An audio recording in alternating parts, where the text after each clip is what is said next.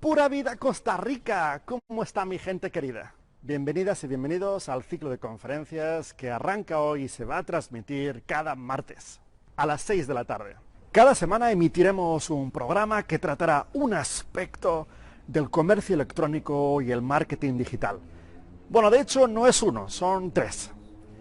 Es decir, que tu sitio web que vas a crear fácil y rápidamente, gracias al plan de digitalización MiPyme, se convierta en un potente canal de ventas para tu empresa, atrayendo a más tráfico web a tu sitio web y convirtiéndolo en clientes. Y como hoy es el primer programa, comenzaremos por el principio.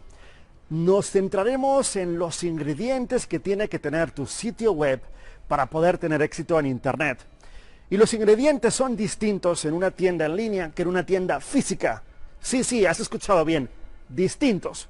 Y son distintos porque no solamente nuestros consumidores han trasladado su hábito de compra de la calle al Internet, sino que también han modificado el modo en el que consumen, por lo que no puedes tener la misma empresa física en Internet. Tienes que adaptarte no solo al canal, sino al modo en el que consumen tus clientes.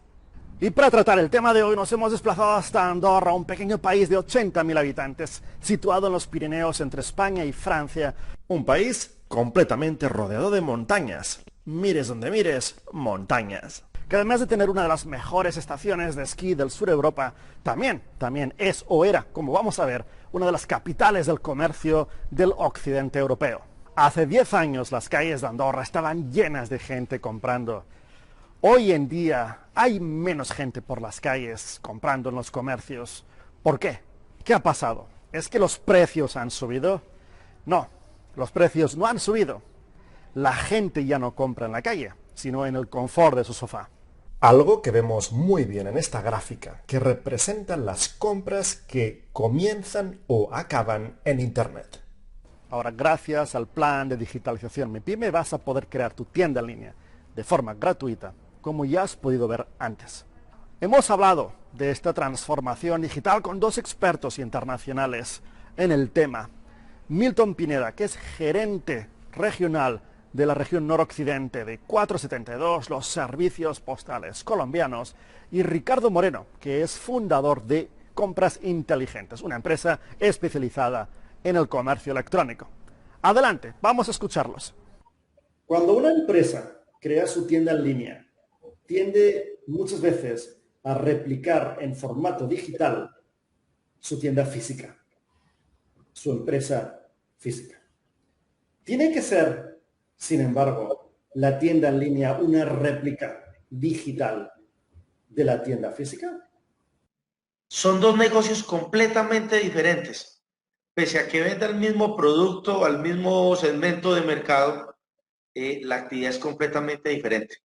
Mientras que en una tienda física, cuando pasa el proceso de cerrar una venta comercial, tienes una exhibición, una exposición de producto, donde hay unos compradores que les gusta manipularlo, que se acercan por su facilidad y cercanía al lugar o porque eres un sitio especializado.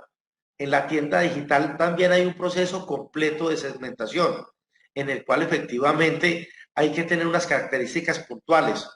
Si bien tú en la tienda física puedes segmentar simplemente por el lugar donde te ubicas, en la tienda digital cuando vas a segmentar, las imágenes deben ser atractivas para tu mercado potencial.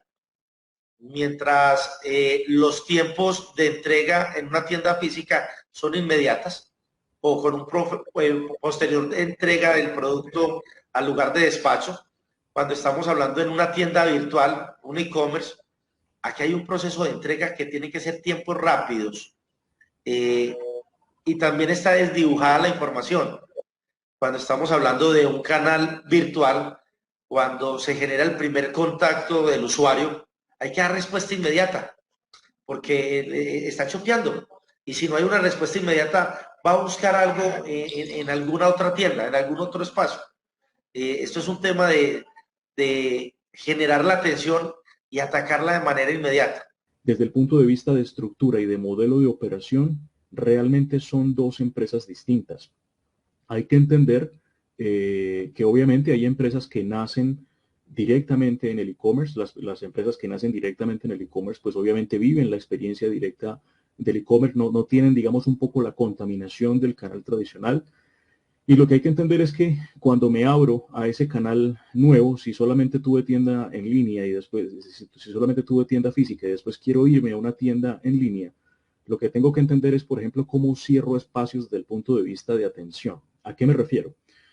Cuando nosotros tenemos una tienda física, generalmente nuestro público está, digamos, familiarizado, por ejemplo, con nuestros horarios de atención. Voy a poner un ejemplo. Si tenemos una tienda en un centro comercial, pues sabemos que la atención en el centro comercial será, no sé, entre 9 de la mañana y 9 de la noche, cosas como esas. Pero si tenemos una tienda virtual y nosotros no cerramos los horarios de atención, nosotros tenemos el entendido de que la tienda funciona 24 horas. Y desde ese punto de vista, ese 24/7 tendrá que funcionar. Si no, empezamos a perder, digamos, clientes, empezamos a perder respuesta. Pero lo otro es el alcance de la tienda. Cuando nosotros tenemos una tienda física, y digamos, nosotros estamos en Colombia, si nosotros vivimos en Medellín y tenemos una tienda de Medellín, pues digamos que esa tienda física está expuesta al tráfico que pueda recorrer Medellín. Pero cuando tenemos una tienda virtual, puede haber una persona en la Conchinchina, en Tangamandapio, en Constantinopla, donde sea que fuere, que se interesara por nuestros productos, y lo que tenemos que entender es que primero tenemos que generar un vínculo de comunicación con esa persona que probablemente quiera nuestros productos, pero ofrecerle también soluciones logísticas para poder llegar a esos públicos. Entonces, nuestra recomendación es que la gente, de alguna manera, que quiere iniciar su mundo en una tienda virtual, después de haber tenido una tienda física, es que lo primero que tiene que hacer es cambiar el mindset desde el punto de vista de que tiene que trabajar para dos empresas distintas. La misma canalidad desde el punto de vista logístico le está diciendo a uno que no es lo mismo atender en una tienda física que en una tienda virtual. Así que nuestra recomendación es no caer en el error típico, en el error, digamos, natural, de duplicar el modelo físico hacia el modelo virtual. Muchísimas gracias, estimado Ricardo y Milton, por esta gran intervención y gran mensaje. Queda claro, el consumo se ha trasladado de la calle al Internet y sabemos ahora que se ha transformado también. Y si no, veamos este ejemplo, a ver si se sienten ustedes reflejados. Voy a por papel y ahora vengo. Un minuto. Esto quedaría muy bonito en la oficina. Venga, el carrito. ¿Y qué encuentro aquí? Un soporte para lámparas de mesa. Me gusta. Espera, cojo una para cada lámpara. Además tiene lucecita de colores.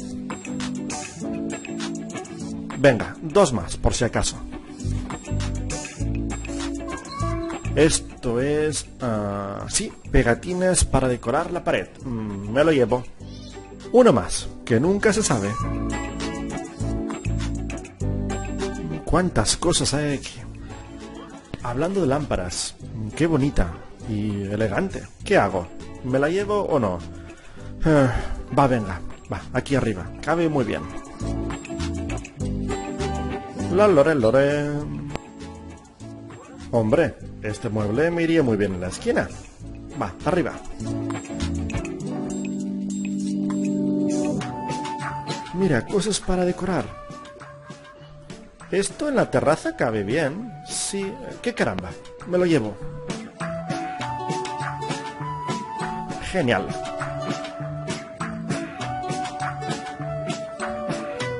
Cómo pesa el carrito. A ver qué más encuentro. ¿Gafas? No, gafas no. Pero zapatos... a ver... Sí, son de mi talla. Qué buena compra. A ver si hay más zapatos por aquí... ¿Una mochila? Mira, necesitaba una. Al carrito. No te vayas. A ver, me queda bien. Bien, sí, me lo quedo. Sí, me queda bien. La lore. Arriba al carrito. ¿El papel? ¿Qué le vamos a hacer? Es difícil contenerse cuando estás metido en un espacio tan grande. y ves tantas cosas alrededor. Y estos, precisamente, son los dos motivos por los cuales el consumo en Internet no tiene nada que ver con el consumo físico. No estamos metidos en un espacio gigante, sino que tu tienda está metida en la palma de la mano del consumidor y no se ven tantas cosas. El teléfono no llega a más. Es importantísimo tener esto claro. No solamente tenemos que desarrollar y crear nuestro sitio web, también tenemos que adaptarnos al modo en que nuestros consumidores nos buscan y nos consumen en los canales digitales desde el teléfono móvil, que por cierto es el dispositivo mayoritario a través del cual consumen en Internet. Y veamos otro dato estadístico y muy relevante. ¿Cuál es el porcentaje de personas que entran a una tienda y salen con una compra?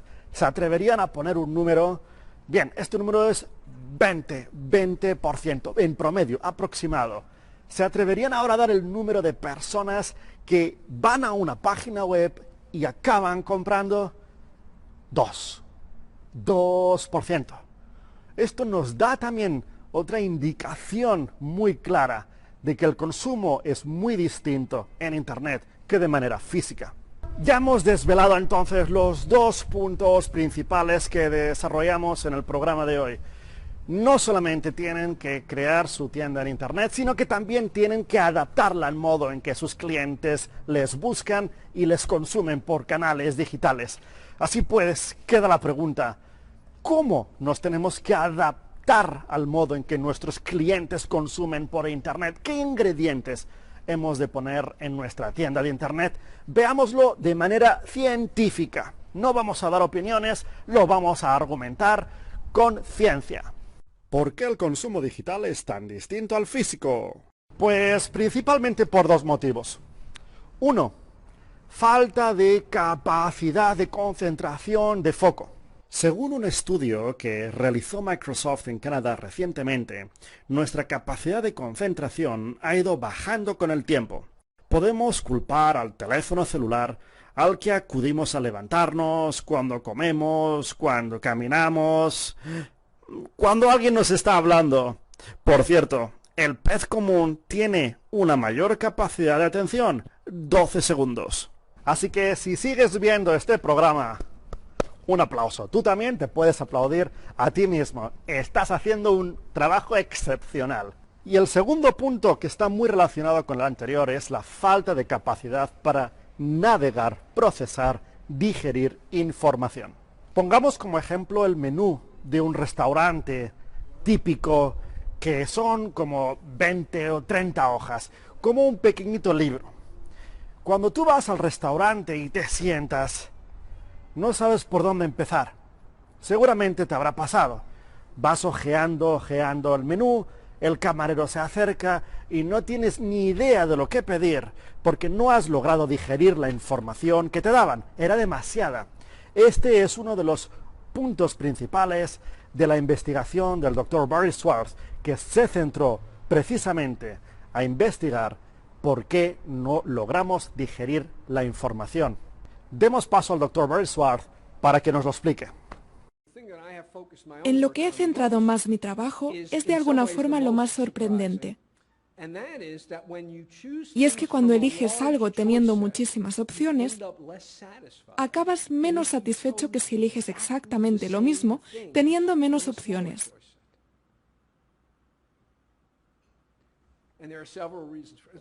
Hay muchas razones. Esto es solo para darles una idea. Vas a un restaurante donde tienen 4 opciones en el menú. Pides salmón con arroz y brócoli y te lo comes. Y está bien. A lo mejor el salmón demasiado hecho, el brócoli un poco crudo, pero está bueno. Vas a un restaurante y pides salmón, brócoli y arroz, de un menú que tiene 25 opciones. Y está bien. El salmón un poco demasiado hecho, el brócoli un poco crudo, pero está bueno. Cuando pides este plato de un menú con 25 opciones, te va a gustar menos que si eliges el mismo plato de un menú con 5 opciones. La misma comida. ¿Por qué? Hay muchas razones. La primera ¿Es perfecto el salmón? Acabo de describirlo y no es perfecto. Está bien, pero no es perfecto. Aunque el salmón no estuviera demasiado hecho, encontrarías algo de lo que quejarte. Nunca es perfecto. Lo que ocurre es que nos preguntamos, ¿es perfecto? No. ¿Pude haber elegido mejor? Si hay 5 opciones, tu conclusión es probable que sea no. No pude haber elegido mejor.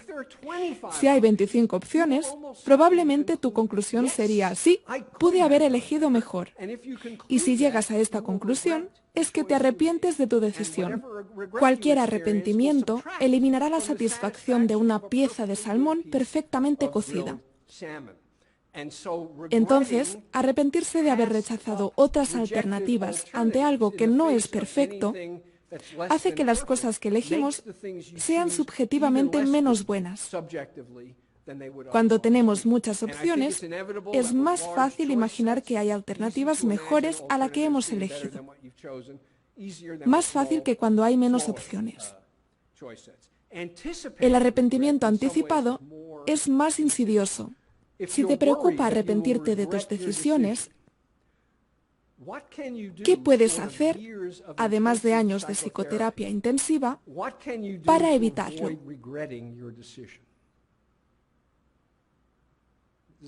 No es una pregunta retórica. ¿Alguien tiene alguna idea? Yo solo he podido encontrar una forma de evitarlo. No tomar decisiones. Exactamente. No elijan. No pueden arrepentirse de una decisión que no han tomado.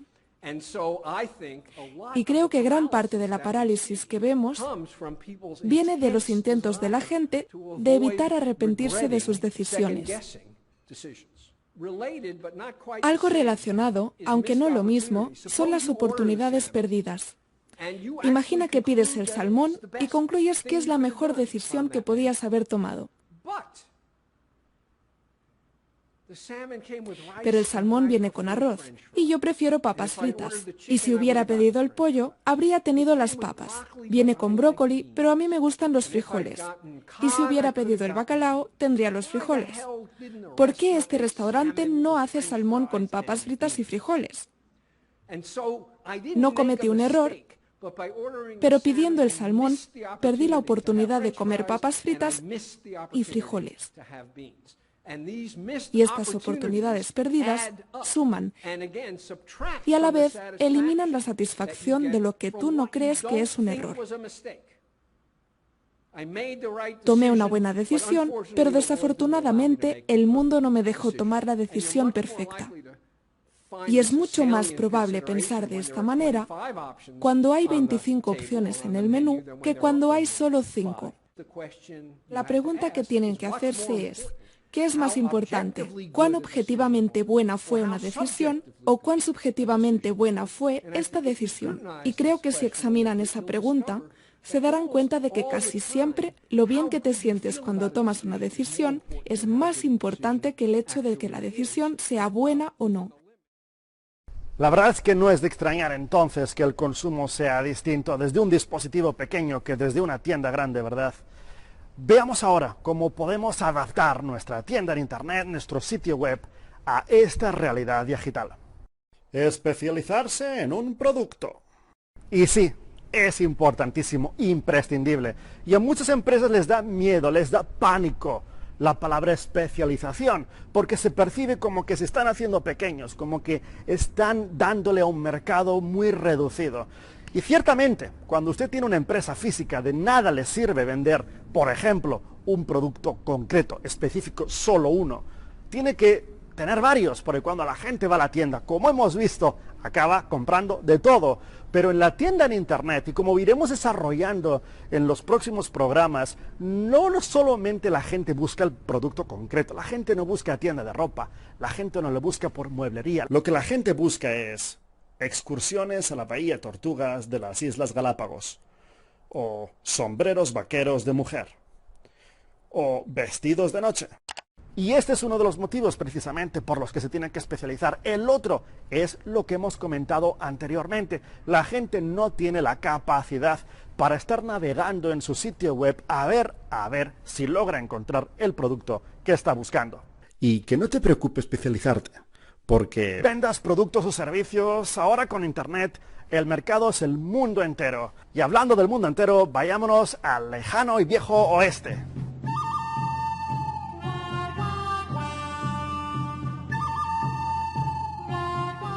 Y del lejano oeste volvemos con los sombreros vaqueros. Y este es el único producto que vamos a vender en nuestra tienda en Internet. Es imposible que podamos tener éxito vendiendo solamente sombreros vaqueros en nuestra tienda física, porque es demasiado especializado. Y nuestro mercado se limita, como hemos comentado, a 500 metros a la redonda. Sin embargo, en Internet, si usted no logra especializarse en un producto como este, un producto concreto y solamente uno subrayado y en mayúsculas uno, no va a poder tener éxito. Va a cerrar. Es un concepto a la que muchas empresas pequeñas le tienen miedo, le tienen aversión, le tienen alergia. No lo van a hacer. Es imprescindible, sin embargo, que lo hagan. Ya sea una empresa de productos o de servicios, tiene que ofrecer solamente un producto en Internet. En su tienda física, en su local, en su oficina, puede seguir ofreciendo los servicios y productos que quiera. Está bien, pero en su tienda en Internet, que como hemos visto es distinto que su tienda física, que su empresa y su local, solamente, por favor, solamente enfóquense en un producto. La pregunta está servida, sin embargo, ¿qué tan pequeño me he de hacer? ¿Tengo que vender sombreros? ¿Tengo que irme a sombreros vaqueros? ¿O tengo que irme una capa más para abajo y vender sombreros vaqueros para niños? ¿Qué tan especializado tiene que ser mi producto? Es una pregunta muy válida que vamos a responder con un ejemplo bastante fácil que tiene ciencia y también tiene arte. Y cómo no, ustedes van a tener la mejor respuesta al respecto. Comenzaremos yendo a Google desde un computador y escribiremos uno de los productos que vendemos. Idealmente, el que más nos apasione, margen de negocio o experiencia tengamos, ya que vamos a dedicar toda nuestra vida empresarial a este producto. Por ejemplo, sombreros. Cuando lo escribimos, vemos que Google nos lanza 10 sugerencias que corresponden a los términos relacionados con el producto más buscados. ¡Perfecto! La regla general para identificar un producto que no sea ni muy grande ni demasiado pequeño es la siguiente: que el producto tenga 10 sugerencias, pero ninguna de ellas tenga a su vez 10. Ignorando aquellas que no sean una variación del producto, es decir, aquellas sugerencias que contengan el nombre de una ciudad o de una gran empresa que vende el producto, no las vamos a tomar en cuenta. Empecemos entonces para ver si sombreros es demasiado grande, lo suficientemente pequeño o demasiado pequeño. Vemos que hay 10 sugerencias y todas ellas contienen variaciones del producto. Vamos muy bien. Sombreros cumple entonces con la condición de tener 10 sugerencias y por consiguiente la suficiente demanda como para poder enfocarnos en él. Vamos a ver ahora, sin embargo, si alguna de las sugerencias tiene a su vez 10 sugerencias más, lo que significaría que sombreros es demasiado grande y tenemos que bajar un nivel. Tenemos que hacernos un poquitito más pequeños. Al escribir una de las sugerencias, sombreros vaqueros, nos damos cuenta que Google nos lanza 10 sugerencias. Esto significa que no podemos enfocarnos en sombreros, es demasiado grande, porque una de sus sugerencias tiene a su vez 10. No podemos parar hasta saber si hemos llegado al final o tenemos que seguir bajando. Tenemos que seguir haciéndonos pequeños. Escribiremos una de las sugerencias, sombreros vaqueros mexicanos, para ver cuántas tiene. Y tiene 3, fantástico, muy buenas noticias. Significa que sombreros vaqueros mexicanos es demasiado pequeño, no llega a las 10. Y eso también significa que sombreros vaqueros, que es la sugerencia padre, no es demasiado grande, porque las sugerencias que tiene no tienen 10. Sigamos, sin embargo, validando nuestra hipótesis, no nos podemos quedar aquí para ver qué tan grande es otra de las sugerencias que nos lanza Google, sombreros vaqueros de mujer. De las 10 sugerencias, ninguna es de una variación del producto, por lo que a efectos de este ejercicio no hay ninguna. Recordemos que solamente tendremos en cuenta sugerencias que contengan una variación del producto, ignorando plurales, nombres de ciudades, nombres de empresas que venden el producto. Hemos encontrado entonces nuestro producto, sombreros vaqueros. Podemos replicar el ejercicio con otra de las sugerencias que nos lanzó Google sobre el término sombrero, como por ejemplo sombreros tejanos. En este caso vemos que de las 10 sugerencias hay una que no contamos al contener el nombre de una empresa que lo comercializa y no representar una variación del producto. Entonces, si en cambio de haber 10 sugerencias hay 9, ¿pasamos a descartar el producto? Este ejercicio combina técnica con arte. Y es importante que puedas adaptar la regla a tu propia realidad y conocimiento del producto. Si bien sombreros tejanos no es lo suficientemente grande según la regla, ya que no tiene 10 sugerencias válidas, tú puedes opinar lo contrario y decidir enfocarte en él. Enhorabuena. En el programa de hoy no solamente hemos logrado crear nuestra tienda en Internet, sino que también hemos aprendido que nuestra tienda en Internet no tiene nada que ver a nuestra tienda, a nuestra empresa, a nuestro local físico. Son como dos empresas distintas. A lo largo de los próximos programas del ciclo de conferencias vamos a estar desarrollando las estrategias para que la tienda que has creado, bien enfocada en un producto, porque ahora ya sabes el por qué y el cómo, genere más tráfico web, la vea más gente y logre traducir, convertir todo ese movimiento de gente en clientes, en dinero contante y sonante. Este es el objetivo de cualquier empresa, ¿verdad? Amigas y amigos, nos vemos en el siguiente programa del ciclo de conferencias. Hasta entonces, que estén muy bien.